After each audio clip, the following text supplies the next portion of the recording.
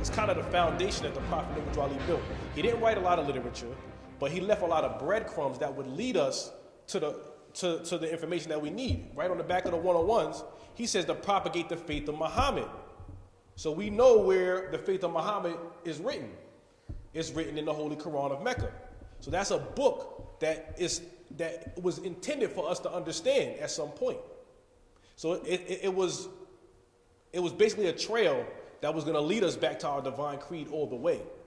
But he had to establish, a foundation for us. He had to bring us our nationality, our divine creed. He had to do so much, and he only had a short span of time to do it. Well, even from 1913 to the mid 1920s, he was figuring out how he was going to manifest things. And the organization went through transitions. It originally started as a civic organization, but there were roadblocks in the way for him fully manifesting his vision. So that's when it transformed into a religious organization, but also a body politic, a theocracy, a government utilizing a particular law. That's why he relocated to Chicago, because they had statutory law that coincided with the national law that allowed him to do what it was that he needed to do to resurrect our people as a fallen nation. Islam? So he wasn't just trying to restore our divine creed. He wasn't just trying to restore our nationality. He was trying to do both. So a lot had to be done in order for him to get us to this point, where now we could take it to another level, just as generations between the Prophet and now were able to take it to another level. Before we move on from the subject, I want the Grand Sheikh and the Sheikh Gary Parker Bey to talk about their experiences with their employment and their beard, because it wasn't just that I'm just going to grow a beard.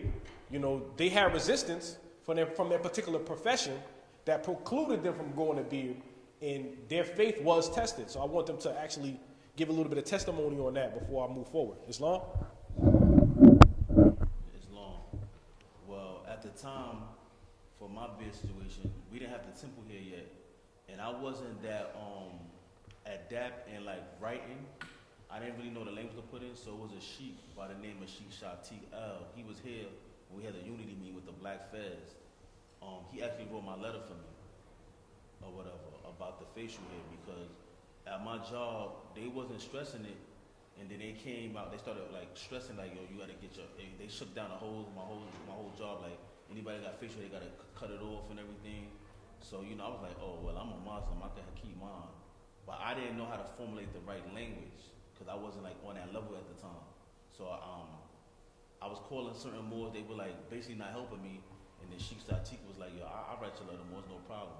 He came to my house, he typed the letter up, and I gave it in, and they honored it. So I had a supervisor that was upset about it. So he was sending me to medical, but I had got approval for religion. When you get a religious accommodation, if you get medical, you got to keep on going back every 6 months. And they could deny it sometimes, but when we have religious, it's forever. So I had a religious accommodation, but he still sent me to medical. So when I went to the medical, they was like, you don't have to be here. Your letter's good for the rest of your career. So when I went back, I was like, yo, why you sent me there? He told me he wished that he could have his facial hair on his face. And that's why he was bothering me about that. But, I had no problem with it. And I'm able to wear my facial hair to this day. A couple of months ago, somebody called me. Was like, yo, can I help them with a letter? This brother's not even in a part of no religious organization or nothing. I was like, no, I can't do that, brother. I can't help you at all. Peace. So I'm gonna have the brother Gary share his story, because with the brother Gary, when we first met, when he came to the temple, he had the mustache, but he didn't have the beard, and we knew that. He was new into the faith. He was new into the whole culture of Moorish science. He was new into the legal intricacies of Moorish science and religion, and how that impacts your ability to navigate in society. So, when he first came in, he was a bit kind of like Brother Jason, where he had information, he had a bit of understanding, but he didn't have the confidence. He lacked the confidence in himself. He lacked the confidence in how far he could take this Moorish science. but he gave it a shot. Like he tried, with the religious aspect of it for his beard, and I'm gonna let him tell the story.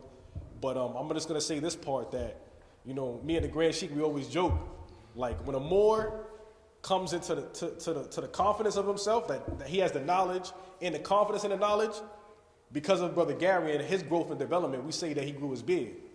Islam? Yeah, the same thing. I work at a job where the men had to be clean shaven. And so, just like I was saying, I came to the temple, and of course I started listening.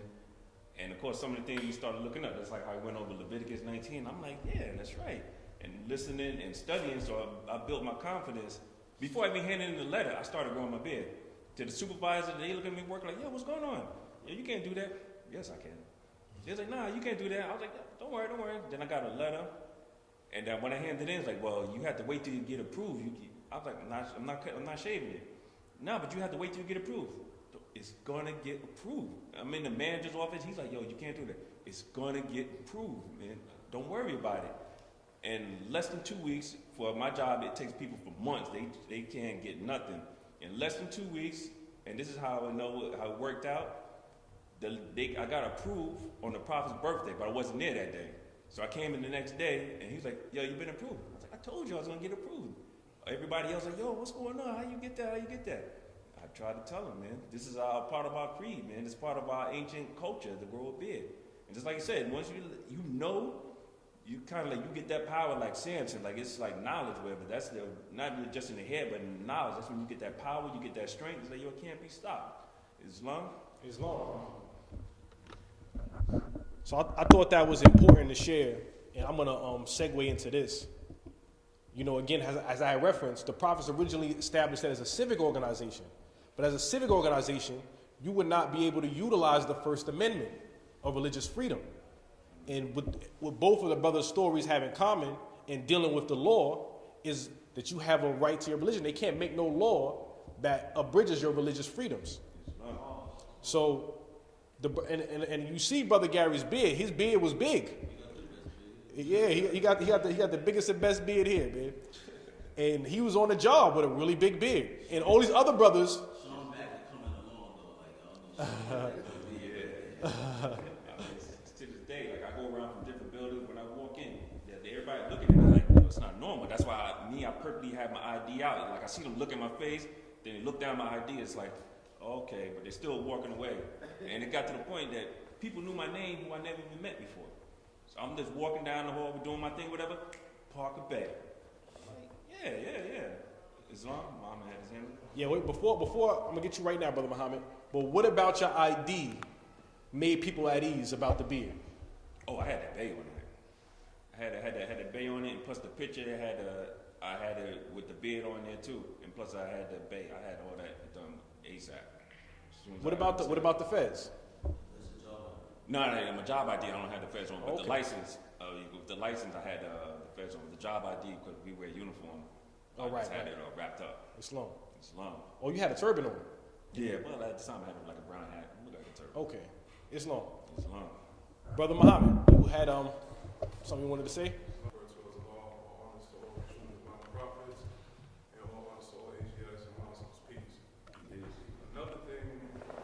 So I wanted to touch on, if you look inside your Circle 7 Quran, within the first couple of pages, there's a picture of a man in there. His name is Abdul ibn Saud. When you look at theocracies, this is one of the greatest theocracies on the planet. That area of Arabia is now called Saudi Arabia. It's named after the family and the theocracy that they created. This was happened right in the 1800s. This is not too long before the Moorish Science of America was created. We have the same legislation and power. There's a legal book you can read called FDR Meets Saul, where the government of America went to go speak with the Sultan. What do we call our rule in the East? Sultan. We have the same theocracy and judiciary power. With that, I say please. Jason, man, your beard is coming, yo. Your beard is coming, man. It's growing. But yeah, so that's just a metaphor. So when more come into his own, that's just gonna be for our particular temple. But like, oh, I think that brother growing his beard, man. He dropping knowledge. Islam. So, and it's not just something as mundane as the beard. Like, a lot of us have children. A A lot of us have concerns about immunization shots. Well, guess what? You talk to us, you get a religious letter for exemption from immunization so that your baby's never got to get injected with that poison. Like the Grand Sheikh said, he got that for his daughter. I didn't come into this knowledge till after my children were born. But any children going forward, they will not be getting no immunization shots. You know, I have a religious letter on record at my job, you know what I'm saying, for the observance of holy days. You got some more say, oh, I can't make it to temple because, you know, I got to work. When I hear that,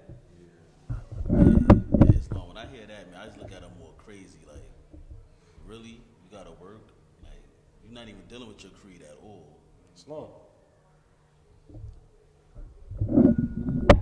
Because, you know, particularly on a holy day, you know, that's considered the Sabbath. You know what I'm saying? Even the Israelites, once the sun go down on Friday night, it's the holy day.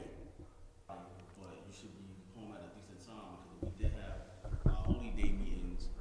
That's a day of a gathering that you should supposed to be there. That's a part of our religious creed. Mm-hmm. You gather to come together for that holy day at night.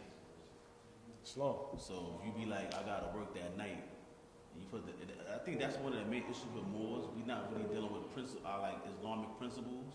I think we deal with everything else, but not really dealing with the creed. It's very important. So that religious freedom was very important, and that's why it was instrumental that the Prophet Noble Drew Ali established us as a religious organization as well as a government, because that allowed him to utilize the First Amendment to give us protections from a lot of things that, you know, that would come in conflict with us living out our divine creed. Islam? So we got to bear those things in mind.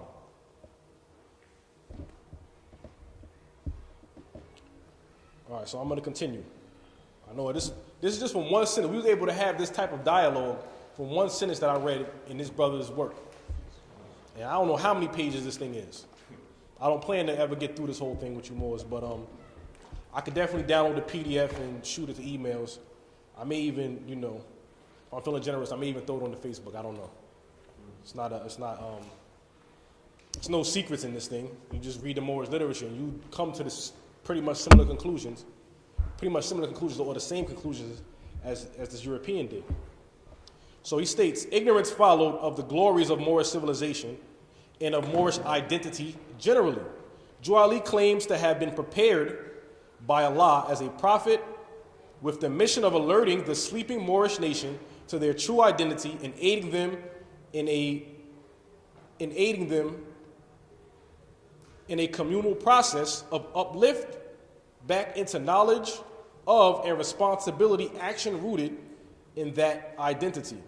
Moorish science, also called Islamism, was the natural religion of so-called black people. Now, I asked earlier what our divine creed is. This European, no. He put it right in his work. Moorish science, Islamism. He is right there. All he had to do was read the 101s. And they're very small sentences and very small answers. It's what, like 3 pages? 3-4 pages of single sentences? Like, so he knows that Moorish science is not Islam in the fashion that, you know, some of our brothers in the East that had migrated here to America practice and practiced by billions around the world. He knows that there is a distinction. He knows that our specific brand of Islam is known as Islamism. So we can't sit here with feathers and turbans and not know this.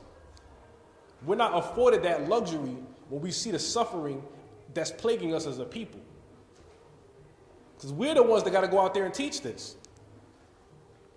He's teaching his people what we deal with. And our people don't know. We're supposed to be out there teaching our people what we deal with, but we can't teach what we don't know. Islam? Like, 15 minutes a day will make all the difference in the world. It will make all the difference in the world, the understanding this. I had a sister come to our unity meeting, one of my friends from high school. And she's actually reading the Bible from front to back. From front to back, she's reading the entire Bible. Our literature ain't that big.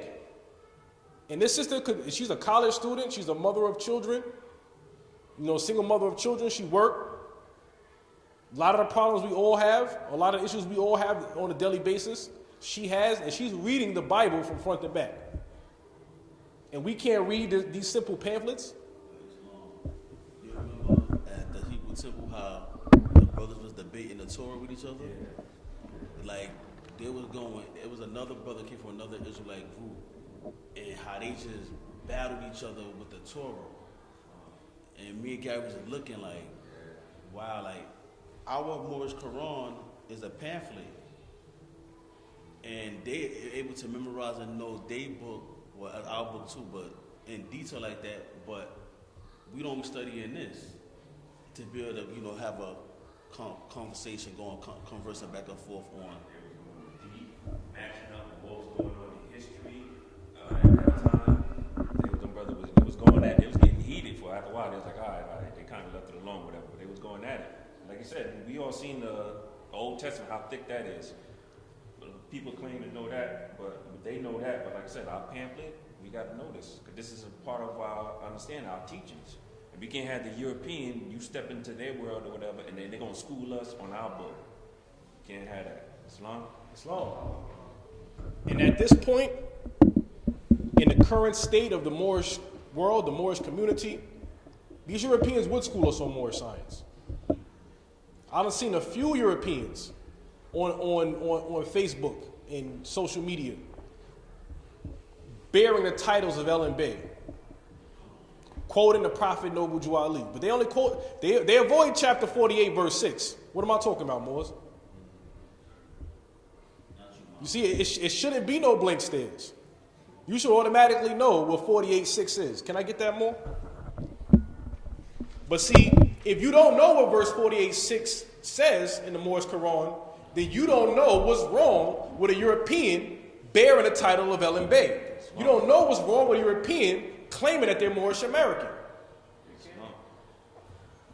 But why they can't? Where's that in the Moorish literature? Where's that in the Moorish law? Well, let's see. Islam, chapter 48. I think you can go to verse 6. I think you might even be able to go into 7. Let me see 7 real quick. Yeah, I want 6 and 7. Let me get 6 and 7. Chapter 48, starting at verse 6.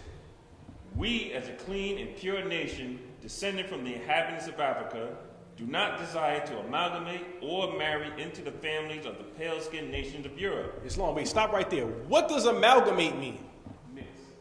Islam, exactly. That's how I want my answers when I'm asking Moors. Boom, right there. Islam. Amalgamate means the mix. We do not desire to amalgamate or marry into the pale-skinned nations of Europe. We don't desire to mix with them. That means you can't be us, and we don't want to be with you. We don't want to have offspring with you. We don't want to be married to you. Not that we hate you, but we want to be among our own. We want to build our own nation as a pure and clean nation. Love our race. That's what the prophet says. If you have race pride and love your race, join the Moorish Science Temple of America. You got to let Becky and Billy go. If you're going to adorn this fez and this turban, and you're going to come into this divine and national movement, you got to be about your people. Because they're European groups, they don't desire to amalgamate or mix with us. And they're about their people. Islam, continue. Neither serve the gods of their religion, because our forefathers are the true and divine founders of the first religious creed for the redemption and salvation of mankind on earth. Therefore, we are returning the church and Christianity back to the European nations, as it was prepared by their forefathers for their earthly salvation. Islam. So as you can see, we have to be very stern with the teachings, and we have to be familiar with them. Because if you see a pale-skinned person, and they claim to be an El Bey, and they claim to be followers of the Prophet Noble Jew Ali, and they claim to be Moorish Americans, and they want to wear the fez and the turban, then you should automatically know that this person is fraudulent. And you should know exactly how to call them on it. Wait a second. What's your nationality? You Moorish American? What are your parents? Where your parents come from? A word? Italy? Ireland, France, Germany, Spain, Portugal, the Netherlands. Nah, you ain't no Moorish American. Act 6 explains it. Who's targeted as Moorish Americans, those who branded Negro, black, colored, and Ethiopian. If you bear those brands, this is who the prophet is referring to. If you're not bearing those brands, then that's who he's not referring to those others. Those other dark Asian has a nationality. Islam. But do y'all know the term for a European who accept Islam? What do the word Muslim mean or Muslim? Anybody know? So can a European be one of peace or submit to the will of Allah? Can he? You said no? No. Why?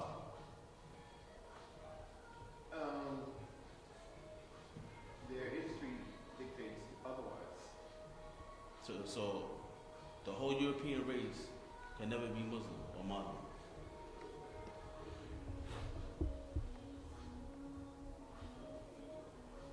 Just go with your feeling. Whatever answer. No? All right. I believe if they like take a shahada. Still, talk louder more. Come on. No, if they bear witness and take a shahada and convert, then in that sense, but not like a Muslim like we are naturally. Believe in that one in that sense. I gotta study that Yaqub book, man. Gotta study the Yaqub book. Palestinian Europeans can never be Muslims or Muslims. Never. They could be what they call a Muslim son. Exactly. They could study 35 years and try to be like